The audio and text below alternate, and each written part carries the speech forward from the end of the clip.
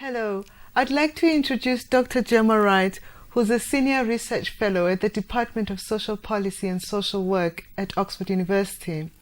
Dr. Wright is also a Deputy Director at the Centre for the Analysis of South African Social Policy, also at Oxford University. She will be presenting on a socially perceived necessities approach to measuring poverty in South Africa. Over to you, Gemma. Thank you, Pagama. Well, today I'm going to present the findings of a project that's recently been completed in South Africa, and the title of the talk is Using a Democratic Approach to Measure Poverty in South Africa. In terms of what I'll be presenting, I'll begin with a brief discussion about defining poverty using the socially perceived necessities approach, and then describe the way in which we measured poverty using this particular approach. I will give you the preliminary findings about the ways in which we've measured poverty, but also including a discussion about the issue of adaptive preferences, which I'll explain, and then present findings that summarise people's lack of socially perceived necessities. So in terms of how one defines poverty, the important underpinning goal is that the poverty definition helps us to distinguish quite simply between those who one regards as poor and those who one regards as not poor. However, the definitions themselves are derived from a range of quite different concepts of poverty.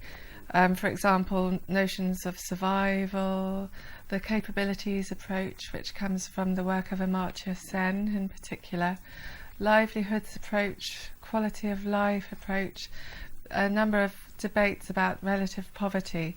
And all of these conceptualizations of poverty have their own etiologies and academic discourses and traditions.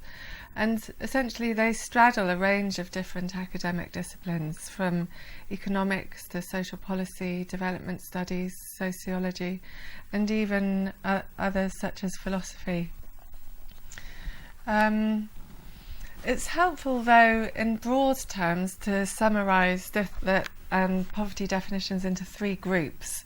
First of all, there are what one could think of as indirect measures of poverty, which are income thresholds, and they look at the amount of resources needed to cost out a basket of goods, or otherwise look at fractions of the income distribution.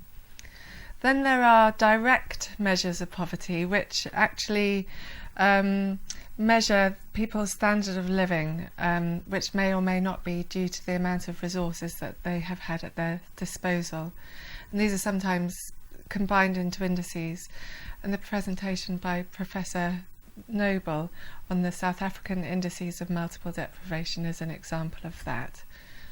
And lastly, there are subjective poverty status definitions, which involve asking people themselves whether they would classify themselves as poor or wealthy or somewhere in between.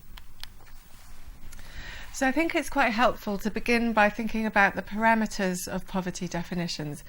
It can range from issues of survival, such as Joseph Rowntree in the UK did at the beginning of the 20th century, the notion of meeting basic needs, which the United Nations espouses as a way of thinking about poverty. There's the slightly more nebulous concept of making ends meet. What does that mean as a notion when thinking about poverty? And then there's a whole strand of literature that refers more to what's customary or an average standard of living that people enjoy.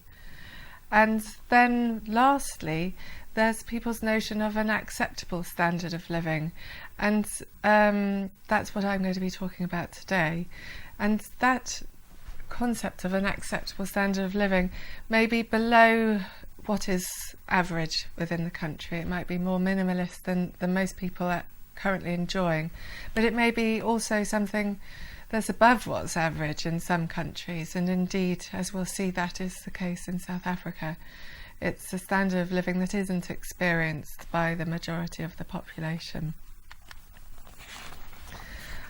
I'd like to argue that it is advantageous to have more than one definition of poverty on the table at any one time, because when we're defining poverty, we're defining what is an unacceptable state of affairs, and that means different things to different people. And also, it's helpful because different definitions can capture different aspects of poverty. So you may be capturing slightly different things when people refer to their standard of living or how they perceive themselves compared to the population at large. And indeed, the different definitions themselves may capture different people.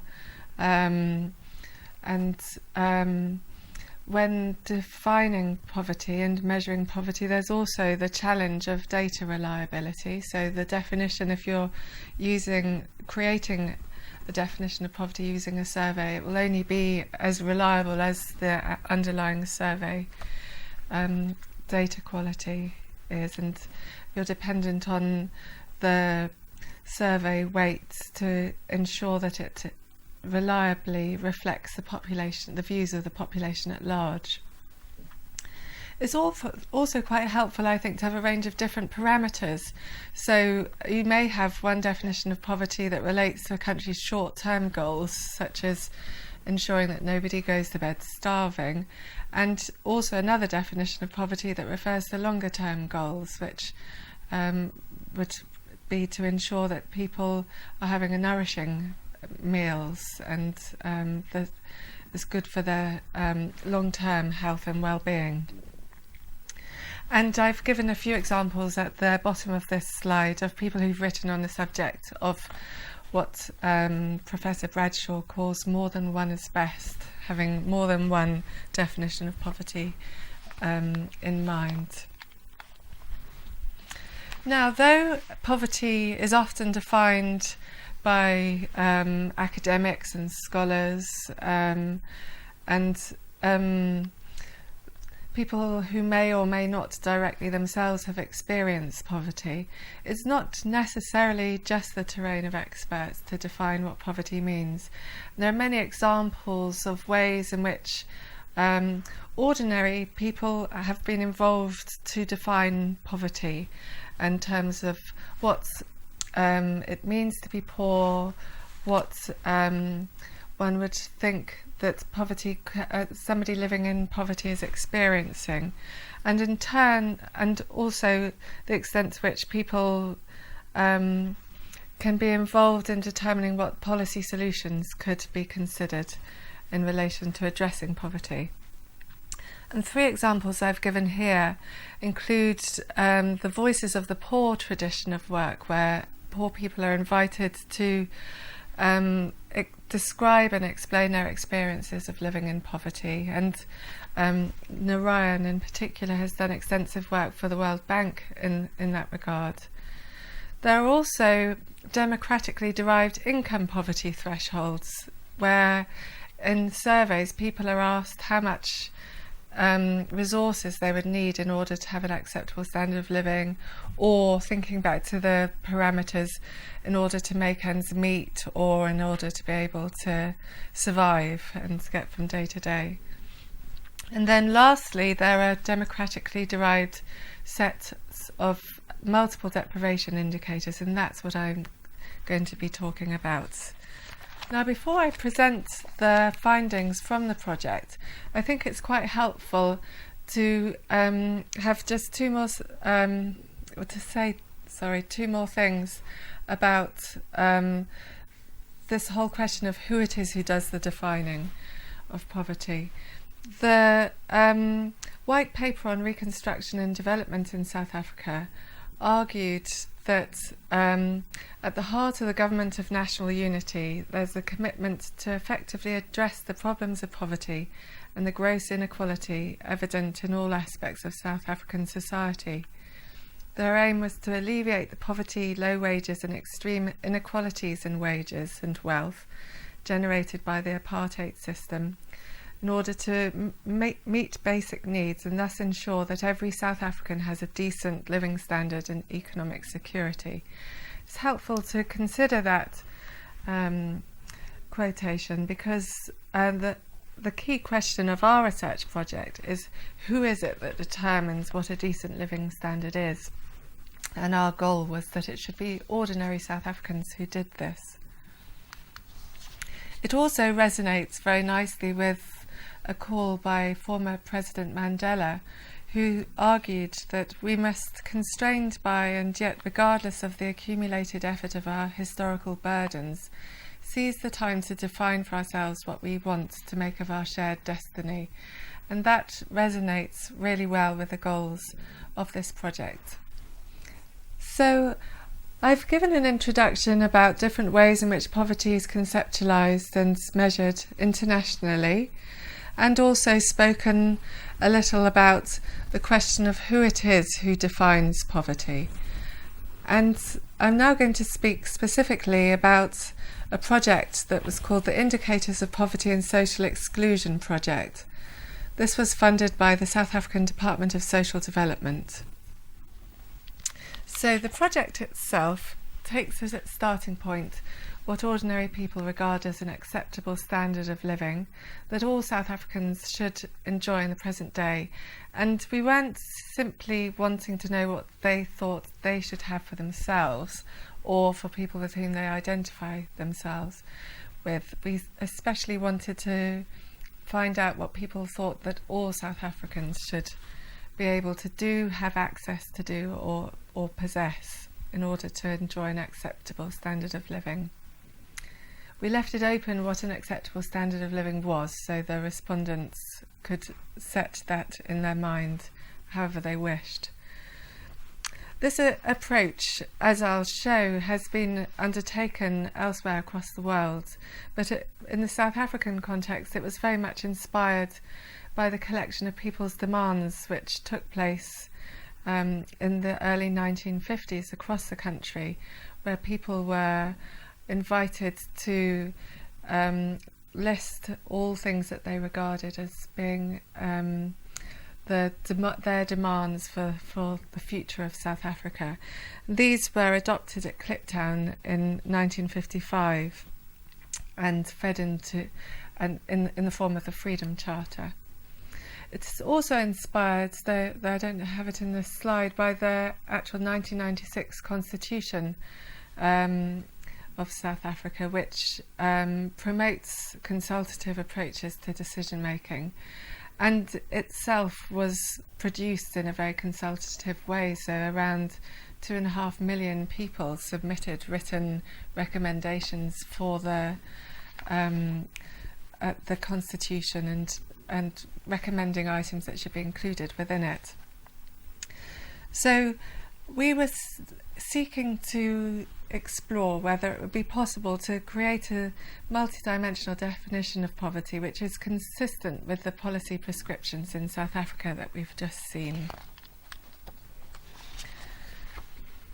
The approach originated in Britain with work by Mack and Lansley in 1985, who undertook a survey exploring what people regarded as an acceptable standard of living. But this was repeated in the 1990s by Gordon and Pantazis and others, and then again at the turn of the century in the Millennium Poverty and Social Exclusion Survey.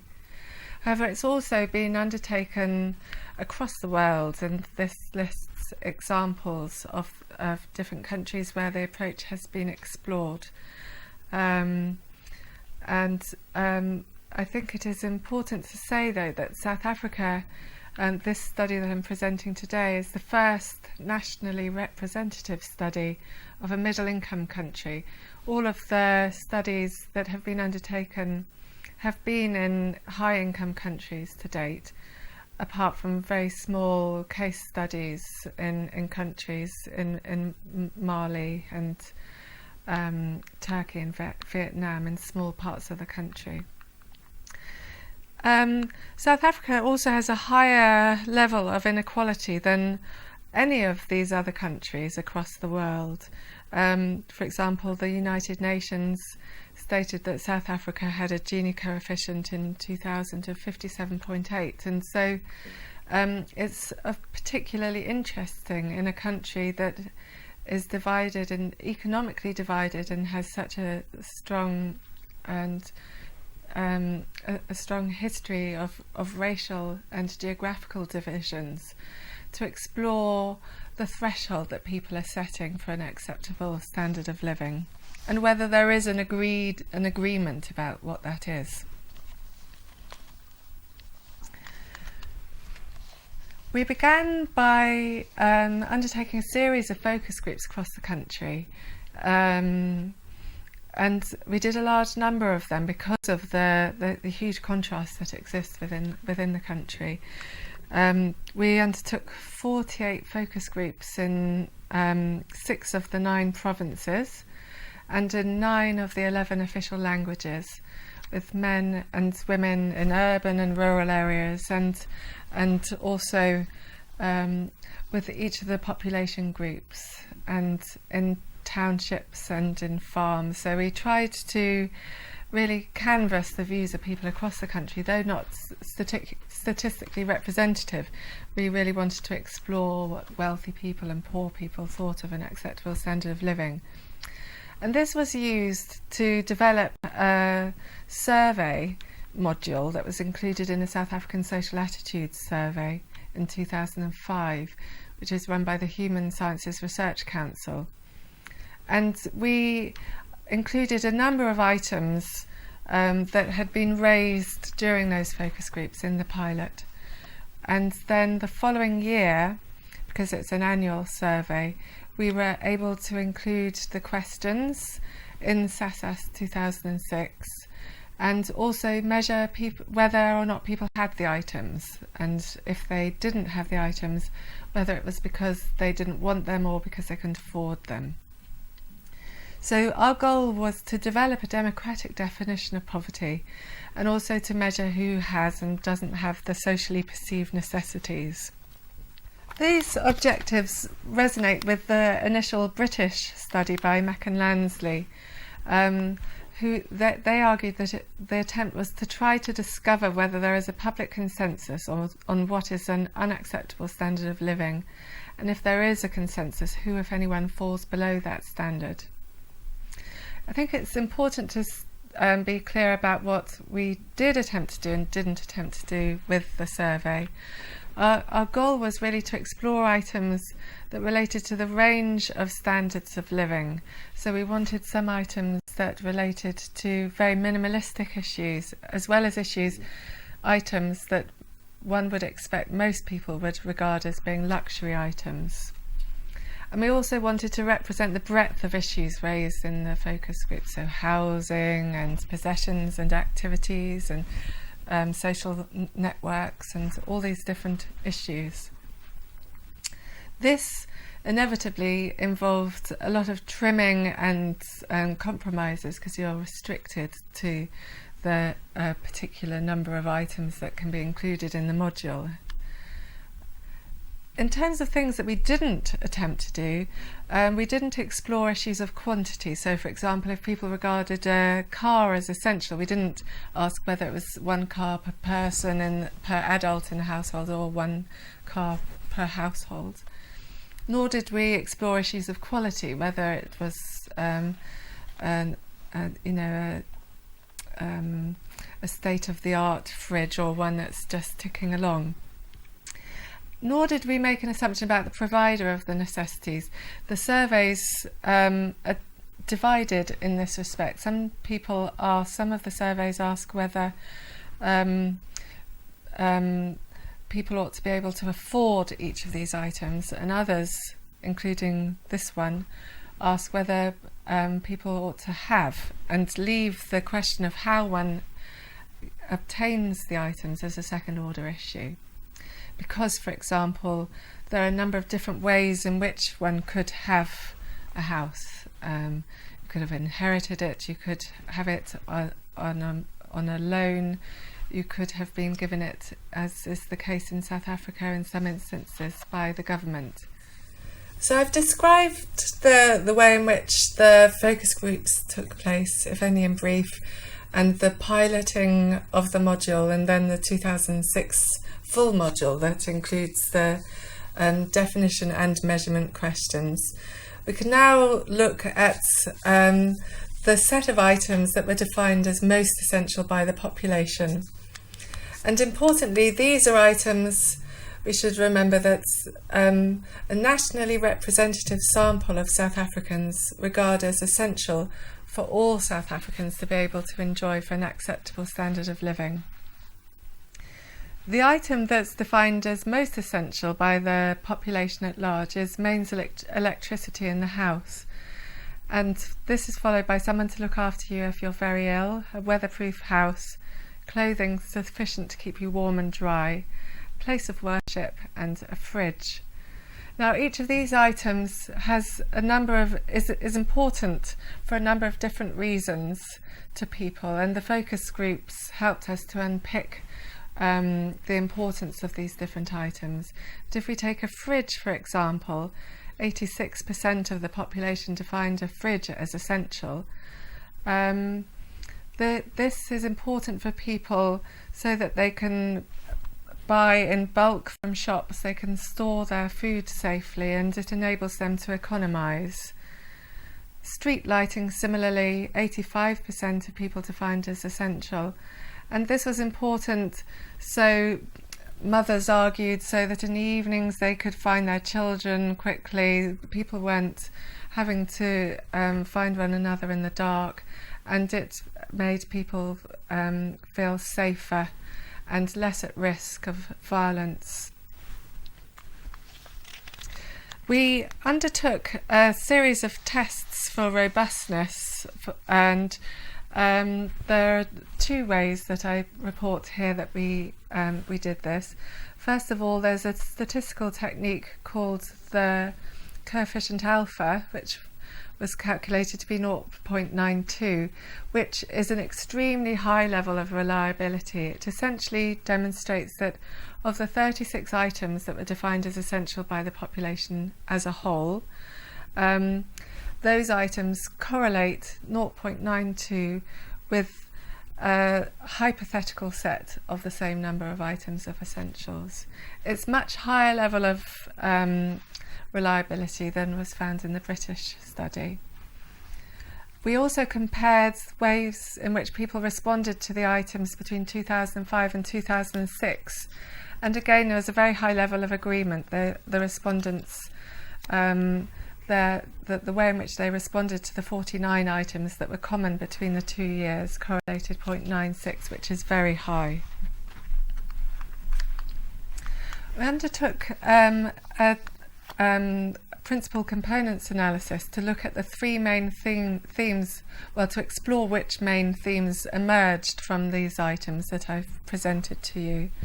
And the three main themes that emerged were items relating to service provision and that are infrastructure oriented, such as the weatherproof house, mains electricity, tarred roads, and so on. Then there are material possessions, including a television, cell phone, radio, sofa and lounge suite. And then a whole grouping of items relating to social networks.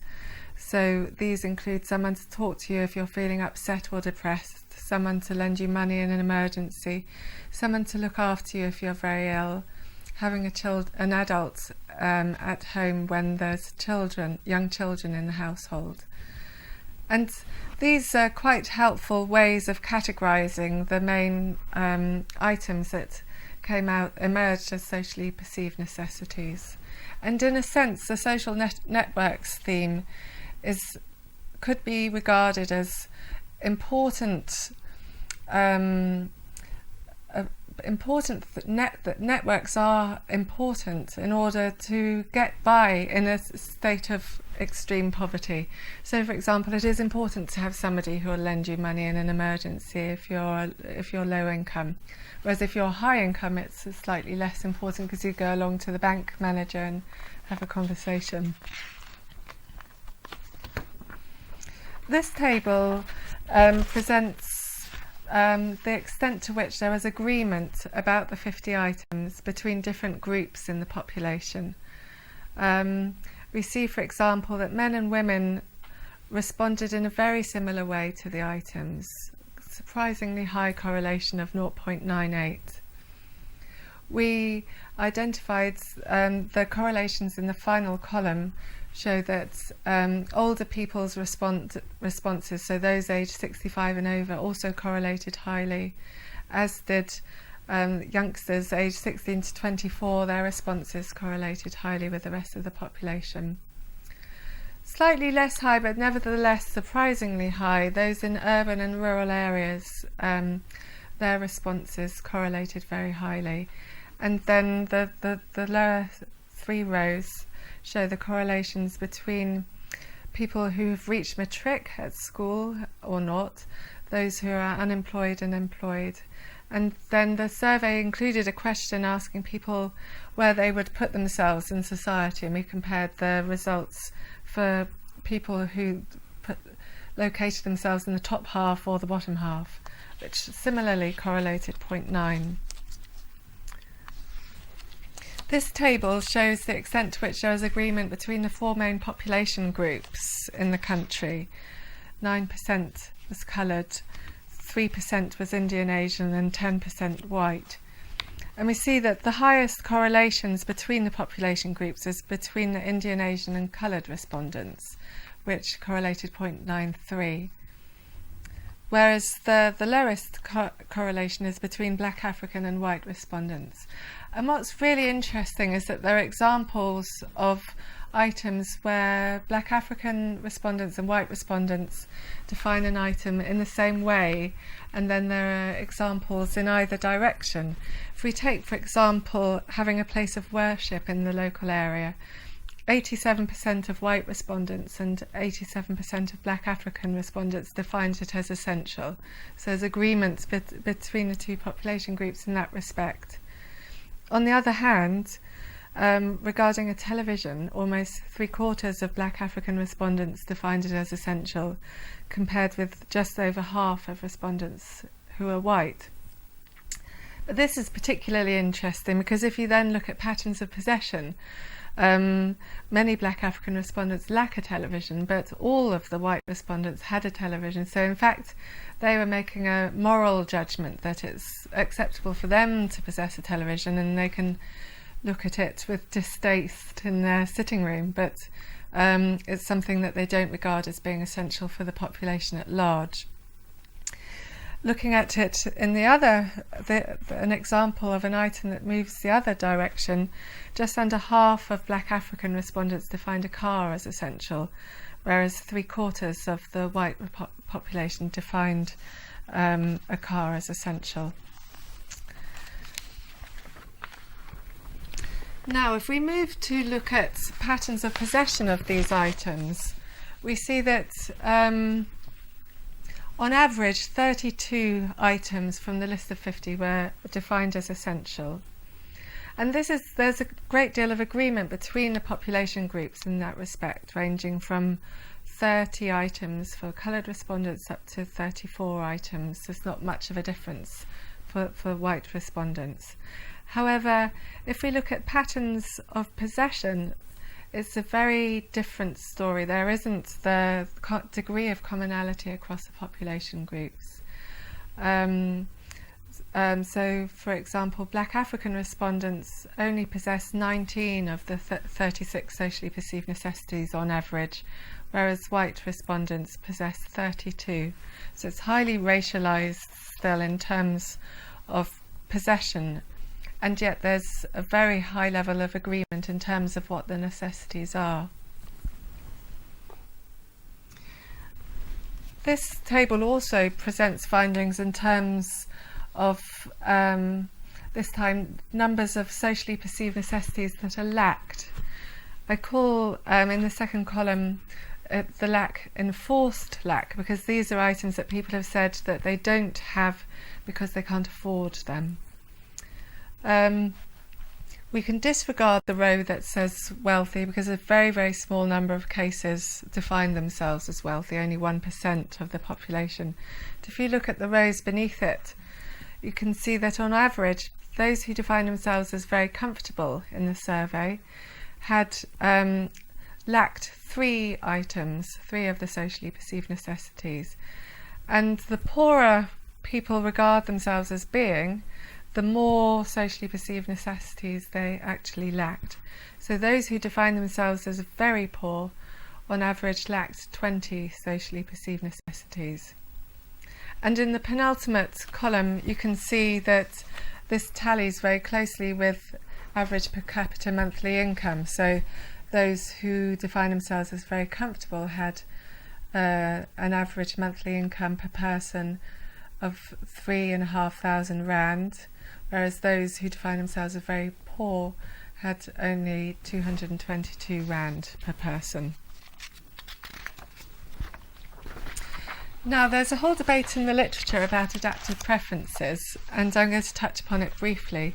The experience of poverty can dampen expectations, and when defining poverty and measuring it using this approach, this can have an impact both at the definition stage, when people say to themselves when responding to the questionnaire, well, I'm not going to define this item as essential because it's out of my league, it's never going to happen in my lifetime. And then in the measurement stage, it can also happen when people are asked if they don't have an item because they can't afford it or because they don't want it. They might say, well, I didn't want it anyway, so rather than report that they couldn't afford it. However, it's a dilemma for a researcher because deciding that people need things other than what they feel or are willing to say that they need is problematic, because it's again asserting the view of the expert over the views of the ordinary people, and we were expressly seeking the views of ordinary people, and so we didn't make any adjustments. The urban and rural responses are quite an interesting comparison to make when exploring whether adaptive preferences are existing, because it could be that rural respondents have lower expectations than people living in urban areas. And there are indeed some items that are defined as more essential by urban respondents, such as clean air and burglar bars and certain items. However, the responses between urban and rural people correlated very highly at 0.9, and there were some items that were defined as more essential by rural people than urban people. And from the analysis that we've undertaken, it's more, we think that the issue is not so much that people have bounded realities, it's not that they're unaware of different standards of living. It's just that they're experiencing different realities at the present time, and so the air quality and security issues are more of an issue for people living in urban areas. And if we look at people living in urban informal areas, in the informal settlements, we see that these people are more likely to define tarred roads and street lighting as essential than people in any other area. So they are experiencing the reality of living in abject poverty, but are able to see the very high standards of living. And interestingly, the items that they're defining as most essential are all relating to service delivery. They're not the material possessions or anything. It's street lighting and roads and plumbing that come out as the most essential items. I thought it would be good to show you an item that in the pilot we included, where rural respondents defined the item as much more essential than urban respondents. And this can be seen as a transitional necessity. It's this is a photograph of 2 wheelbarrows in Limpopo province in the northeast of South Africa, where a wheelbarrow is really essential for people in order to be able to transport water from the places where water is available to the household. And in the absence of piped water, this is a method that people use to transport water from A to B. But hopefully, as water plumbing is rolled out across the country more extensively, it's happening as we speak and is an ongoing process, the importance of a wheelbarrow will diminish in rural areas. Now, in terms of how we summarise the lack of socially perceived necessities, it's possible to look at whether people lack one or more, two or more, three or more items. In the UK, the optimal threshold was found to be lacking 2 or more items, which in South Africa would mean that 85% of the population is captured, as 85% of people in South Africa lack 2 or more of the socially perceived necessities. However, there are more sophisticated ways of drawing the line, creating a threshold. And one approach that we used builds on the work of Björn Hallerod in Sweden, which is a proportional deprivation index. This takes each of the items, all 50 items, and accords each item a weight according to the extent to which they've been defined as essential by the population at large. So, for example, if 85% of the population lacks a fridge, then if you lack it yourself, that's given a weight of 0.85. And therefore, items that you lack that are generally regarded as being essential by the population at large are given more weight than items that only a small number of people regard as essential. Using a series of logistic regressions and ANOVA models, we were able to obtain a best fit to determine a threshold for a proportional deprivation index. And this table presents a profile of poverty in South Africa using the socially perceived necessities approach to determine poverty rates across the country. Overall, it captures 72% of the population, which in fact is very similar to standard income poverty lines.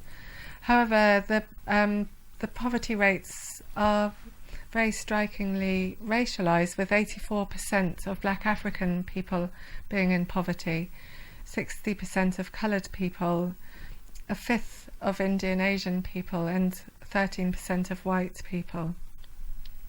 It's also very spatialised, with only around half of the population experiencing poverty in the urban formal areas, and extremely high levels of people experiencing poverty in the other parts of the country, in urban informal areas, the squatter camps, in former homeland areas, and in rural formal areas, which are the towns in rural areas, small towns in rural areas. I've discussed the main findings from the research study and would now like to make a small number of concluding comments. We've seen that people regard an acceptable standard of living in a multi-dimensional way, and the essentials go beyond mere subsistence. We've seen that people have defined items as essential that don't just relate to life and death issues. 36 of the items were defined as essential by the majority of the population, and there is a striking level of agreement across different groups about what constitutes an acceptable standard of living. Many people's standards of living were far below the shared view of what's an acceptable standard of living. This has a social solidarity implication. Those who have the items are not prescribing a separate lower standard of adequacy for those who don't have the items, apart from a very small number of items, which one of which is the television, which has sort of been morally screened by the haves. Whereas the have-nots, we've seen, are very well aware of what they lack, and there's only limited evidence of adaptive preferences. So this concludes my presentation about developing a democratic definition of poverty in South Africa. Thank you. Thank you very much, Gemma. That was very interesting and indeed informative. A previous presentation on the indices of multiple deprivation in South Africa by Professor Michael Noble showed that poverty is concentrated in the former homelands in South Africa. Now, to what extent does the socially perceived necessities approach to measuring poverty capture deprivation in these previous homelands? Very much so. In line with the indices of deprivation, this study has found that almost everybody living in former homelands is experiencing high levels of deprivation. 97% of the population using the proportional deprivation index approach that I described towards the end of my talk of people in former homelands are defined as living in poverty using this approach. It's quite extensive, and people could argue, looking at the list of necessities, that in fact the items in the list are sort of urban centric or urban biased, but it has to be remembered that these items have been defined as essential by the population across the whole of the country, so including people in the former homelands. They're setting the threshold for an acceptable standard of living at that level. Wow, that's very high indeed. Many of the socially perceived necessities that you've presented are not what one would regard as relating to basic needs. Why aren't there more basic needs related items in the list of socially perceived necessities? That's it's very interesting that you should ask that, because it really stems back to the whole issue when defining poverty of what the parameters are that one sets when one defines poverty. If it's in relation to survival, then we would have asked questions simply about basic needs or survival. But we were wanting to explore people's notion of an acceptable standard of living. And so we had, due to limited space, we weren't able to include all of the basic necessities. We had a few, such as shelter, and a certain number of meals a day, but we also wanted to include items that most people would regard as luxuries, to try and get a sense of how far up the spectrum people are setting their sights. Right, yeah. Might it be that the socially perceived necessities would change over time as people's view on an acceptable standard of living changes? Very much so. In fact, both will change. People's patterns of possession will change over time, and so we'll see, I suspect, increasing numbers of people possessing some of the items that most people don't have at the moment. And as that happens, and over time, people's sense of an acceptable standard of living is likely to change as well. And so we will find that certain items are defined as more essential over time. In terms of the increasing patterns of possession, Statistics South Africa has actually included these socially perceived necessities in its living conditions survey, which is in the field this year. And we'll be able to monitor that over time, hopefully, to see the movements and the progression towards possession of those socially perceived necessities over time. It will be necessary at some point, though, to redo the definitional stage to see whether people's threshold of acceptability has changed. Right. And that has been found to be the case in the UK. So, for example, a washing machine was regarded as a luxury item in the UK when the study was first done in the early 80s, and it's now regarded as a necessity by most people in the country. Has the socially perceived necessities approach to measuring poverty been used for policy purposes in South Africa? Well, the project itself was actually funded by the National Department of Social Development, and so it is indeed part of their purview of different ways in which poverty can be defined within the South African context.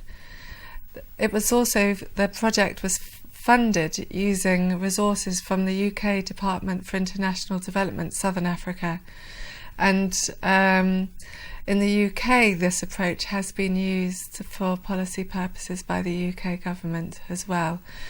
We're hoping that with the inclusion of the items in Statistics South Africa's Living Conditions Survey, people will be able to use these items over time.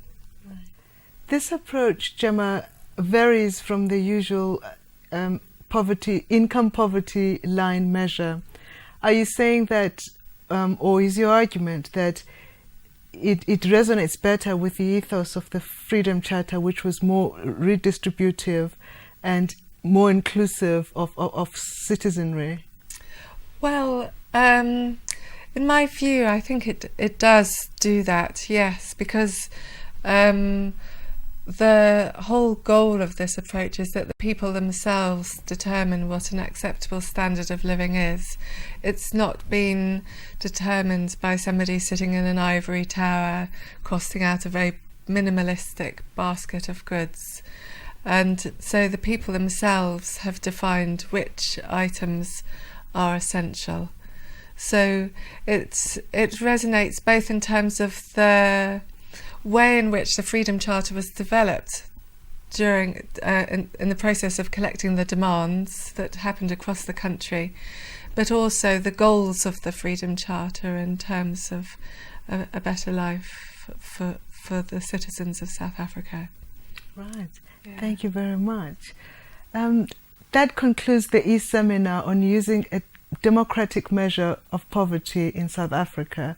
Thank you.